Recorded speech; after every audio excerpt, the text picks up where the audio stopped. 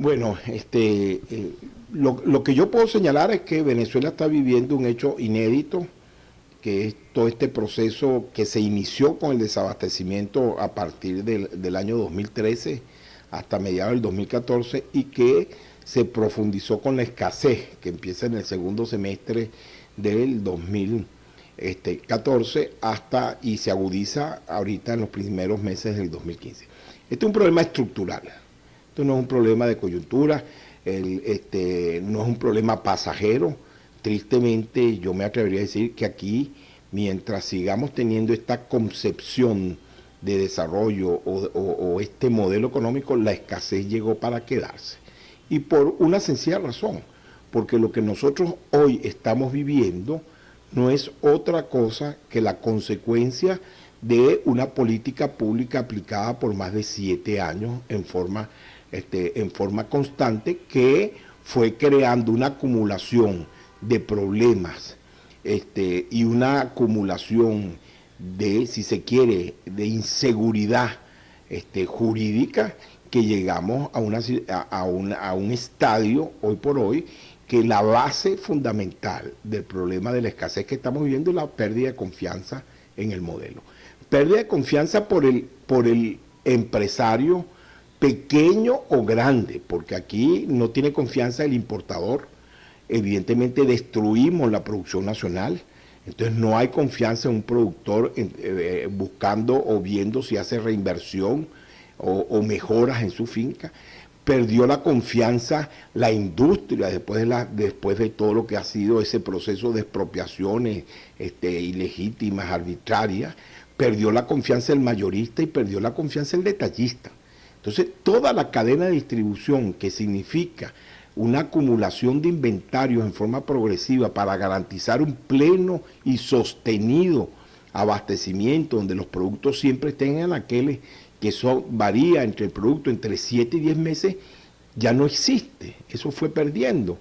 O sea, los importadores perdieron sus proveedores tradicionales, porque entonces ya no podías comprarle al imperio, sino tenías que comprarle a otros países. La industria perdió sus inventarios porque entonces que si en alguna manera eran explotadores. Los mayoristas porque eran acaparadores y los minoristas porque eran especuladores. Entonces ese inventario no existe. Pero lo más grave es que el consumidor también perdió la confianza. Y un consumidor o una familia que almacena inventario entre 7 y 15 días por las compras diarias, quincenales o semanales, hoy lo que vea en el mercado lo compra. Lo necesite o no lo necesite, por una sencilla razón. Yo veo pañales y no tengo niños, yo lo compro porque a lo mejor mi vecina tiene niños y compró café, y entonces yo le puedo cambiar pañales por café. Entonces esa familia, que son 7 millones de familias que tiene Venezuela, están haciendo inventarios de 2 y 3 meses. Eso no lo aguanta ninguna sociedad en forma sostenida. Hoy tenemos una aspiradora que lo que salga al mercado lo compra, que son los consumidores, y por otro lado tenemos un sector privado productivo, empresarial, que no hace inversión y no tiene inventario. A mí me llegó el producto, lo vendo hoy, y si me llega dentro de 2 semanas nueva mercancía, lo venderé dentro de 2 semanas, pero paso semana y media sin producto. Esa situación solo se soluciona si se restablece la confianza. Y para ello, lo primero que hay que hacer es reconocer que la enfermedad existe. Y tenemos un ejecutivo que gasta millones de bolívares por tratar de convencer que aquí todo está normal y que esto es el producto de 4 grandes golpistas que lo que están haciendo es una guerra económica. No, en Venezuela no hay guerra económica. En Venezuela lo que hay es una economía de guerra. O sea, hoy el venezolano tiene que planificar cuánto tiene que caminar o dónde tiene que hacer la cola para poder conseguir algo. Y óigase, siempre podemos estar peor. Ahorita tenemos la escasez de productos básicos que se consiguen, pero progresivamente se deteriora la calidad de vida y progresivamente es más difícil conseguir productos básicos y progresivamente vamos a empezar a sentir en las familias hambre. Y eso no se cambia si no se cambia la actitud. Y creo que la gran conclusión de lo que estamos viviendo es que el gobierno solo no puede solucionar ya el problema. El problema desbordó a la capacidad de respuesta del gobierno. El gobierno solo no puede solucionar el problema. Este es un problema que la primera condición para empezar a solucionarlo pasa por conseguir un gran acuerdo nacional. Un acuerdo entre el gobierno, entre el empresariado, entre la academia, a los fines de que cada quien se dedique a hacer lo que sabe hacer y deje de hacer lo que no sabe hacer. El gobierno ya demostró que no sabe ser un Estado productor, porque la paradoja es que el gobierno tiene una significativa, cuando no tiene la mayoría, de la capacidad instalada de producción de los principales rubros que escasean en el país. Tiene el 70% de la capacidad instalada del café, tiene 45% de la capacidad instalada de la harina precocida, tiene el 50% de la capacidad instalada de la pulverización y además se ha subrogado la totalidad de las importaciones de leche en polvo, y no hay leche en polvo, no hay harina precocida, no hay café, tiene el 66% de la capacidad instalada del azúcar y no hay azúcar e importamos más azúcar. Entonces el gobierno solo no puede, tiene que hacer un gran acuerdo con el sector productivo y la academia para apoyar en términos de buscar productividad y competitividad. Y el gobierno entonces dejar de ser un Estado productor y dedicarse a hacer lo que abandonó y debe hacer, porque no solo es el problema de la escasez, sino que lo que sí es responsabilidad del gobierno, que es garantizarle a la sociedad, sean los consumidores, la familia o el sector productivo, los servicios necesarios para que se puedan desempeñar. Y eso que entonces sí lo tiene que hacer, también lo ha dejado de hacer. Entonces no hay electricidad, no hay agua, no hay abastecimiento de gas, tenemos problemas de vialidad, porque no hay viabilidad. Bueno, porque el gobierno, por ponerse a hacer lo que no sabe hacer, que es producir, dejó de hacer lo que debe hacer. Ese acuerdo, insisto, y ese acuerdo nacional solo se puede hacer si se restablece confianza, si el gobierno cambia de actitud, si el gobierno reconoce que más allá del gobierno también está otra Venezuela, que es la Venezuela productiva, y que la necesita para restablecer el bienestar de la población. O sea que no es que aquí hay unos buenos y hay otros malos, todos somos venezolanos. Y para que haya un acuerdo nacional a nivel de todos los venezolanos, lo primero que debe haber es respeto. Y lo primero que debe haber es reconocimiento.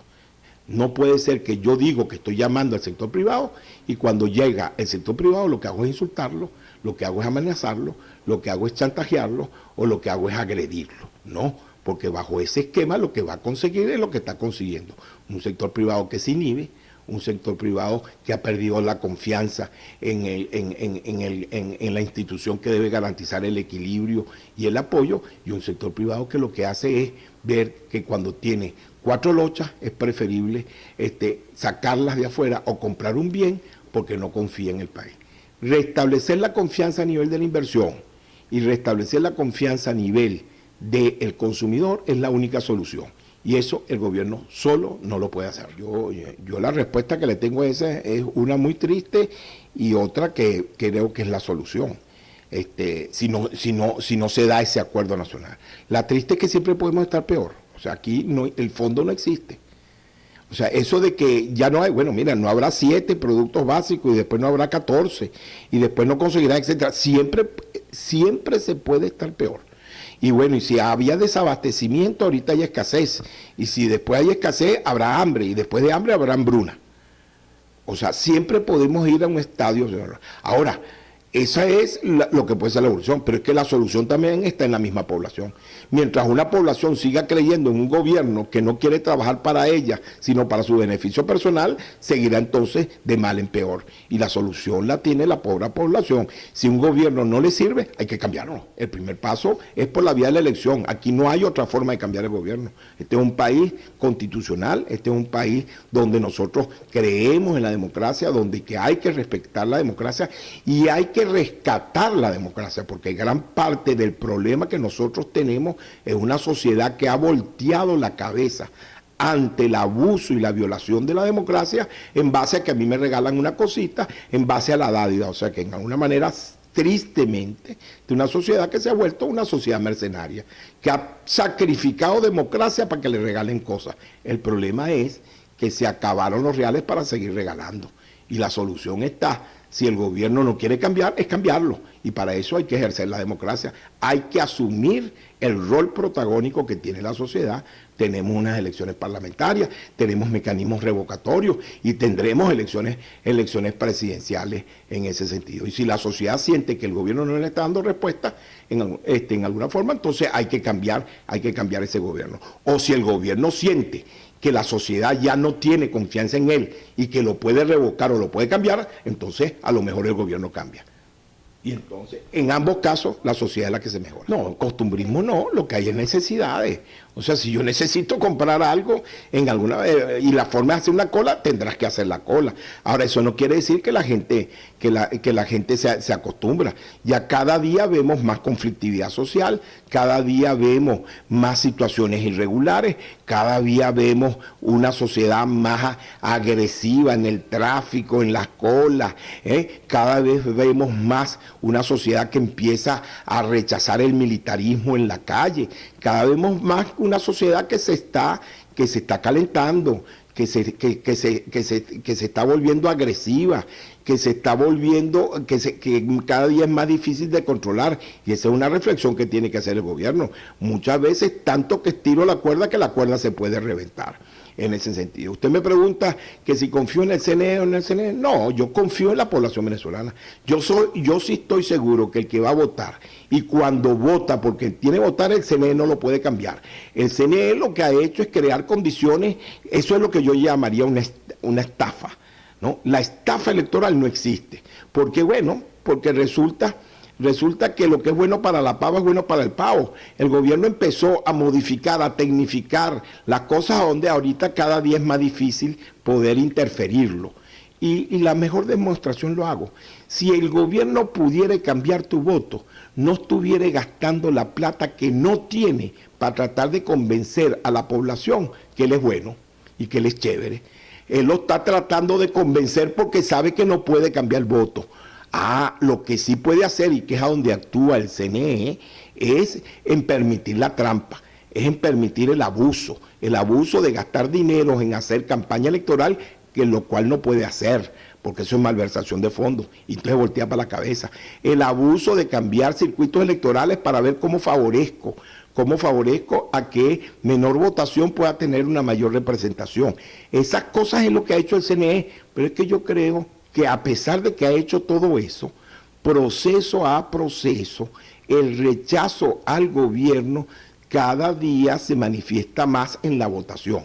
Y la crisis que estamos viviendo ahorita es un gobierno acorralado que sabe que ya las curvas se cruzaron y que por mucha trampa que hace, ya todas las encuestas dicen que no va a poder evitar el que la mayoría se exprese en una votación en rechazo a su gestión. Y por eso lo que está inventando es ahora guerra contra Mickey Mouse, lo que está inventando es paranoia para tratar de generar una decepción o una frustración en ese voto inconforme para que no vaya a votar. Aquí la única solución es ir a votar por quien usted cree que tiene su solución, pero ir a votar, no delegarle ese voto a otro que sí me lo puede alterar y sí puede ser trampa. No, yo creo que, repito, si el gobierno sigue buscando la confrontación y sigue inventando guerras, y si hoy es con Mickey Mouse, yo no sé si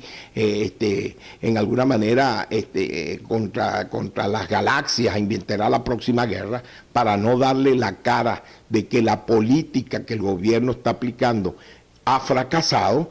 Yo sí creo que en el 2015 nosotros vamos a tener una agudización y ya no será la escasez de 3, 4 productos, sino que esa escasez se extenderá a más productos alimenticios y a otros rubros, porque además tenemos escasez de repuestos, etc. Pero también tenemos unas elecciones a finales de este año que puede ser si el rechazo del gobierno sale mayoritariamente como lo está expresando la mayoría de las encuestas, que no es otra cosa que el reflejo de lo que piensa la gente, ya ese rechazo hace un cambio estructural. ¿Por qué? Porque si el gobierno pierde la mayoría del Parlamento, aquí se recupera un poco de lo que tanto cacareamos de que vivimos una democracia, porque por la vía de los hechos se va a dar otra vez una división de poderes.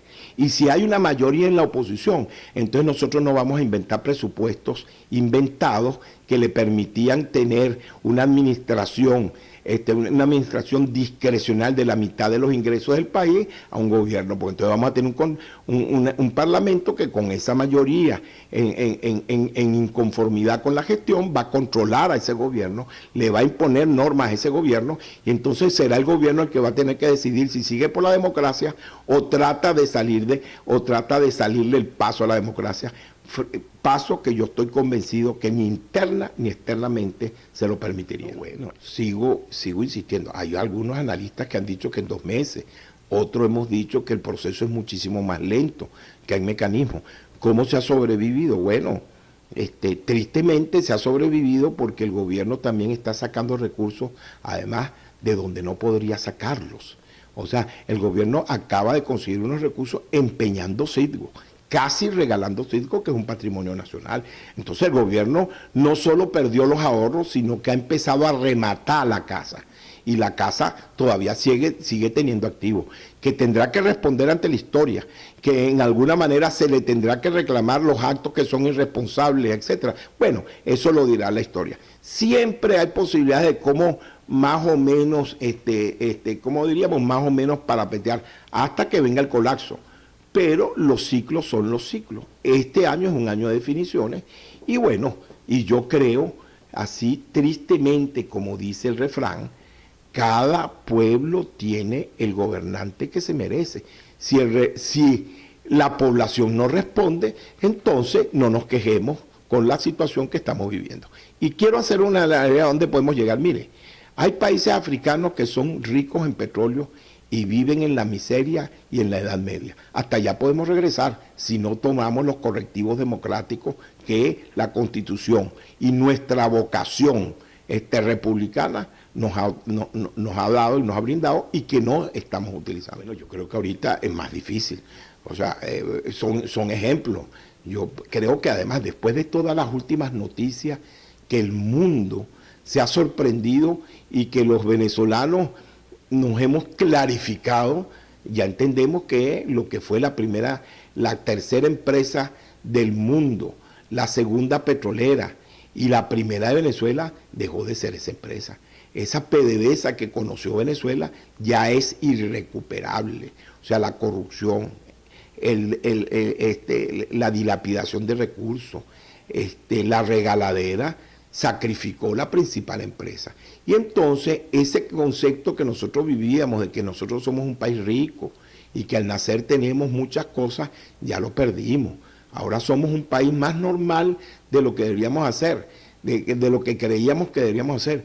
Y este es un país que tiene muchos recursos para poder recuperarse rápidamente, pero bajo el trabajo, no bajo el concepto de que el Estado me lo va a regalar. Entonces yo sí creo que tenemos una nueva Venezuela con un gran futuro, pero en base al trabajo, y vamos a tener que dejar aquella Venezuela donde la industria petrolera me lo regalaba todo.